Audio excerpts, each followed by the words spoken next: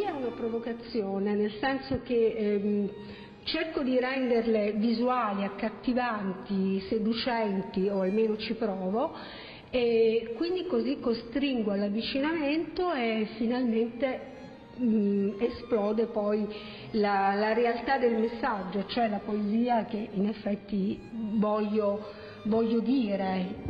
Quindi questa è la promozione della sua poesia? Allora, sì, in effetti sì, tranne questi corni e i Vesuvi, che è una cosa che io ho fatto in omaggio a Napoli, per cui sì, è praticamente proprio la napoletanità. Questi Vesuvi che hanno tutti dei nomi peculiari, non so, Amunina, Ciro, Masaniello, Chimmoffafà, insomma qualcosa che ha a che fare comunque con Napoli. Questo è un messaggio forte, perché in particolare io l'ho intitolato L'entropia contro l'insana calma. Entropia come confusione, come caos, come fascin mamuina, piuttosto che niente, piuttosto che l'insana calma. È un'esortazione a noi napoletani a fare qualcosa piuttosto che nulla. Quanto riguarda i corni, più o meno la stessa cosa, cioè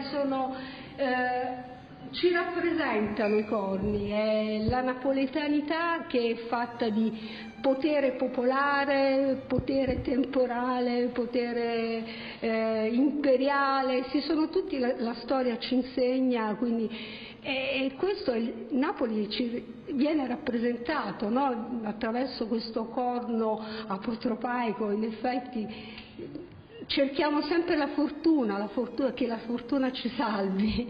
Ecco, il contesto è straordinario, perché il contesto assolutamente valorizza la mia modesta produzione. Devo dire che questa location è strepitosa, io veramente spero di portare fortuna, che i miei corni portino fortuna, ecco.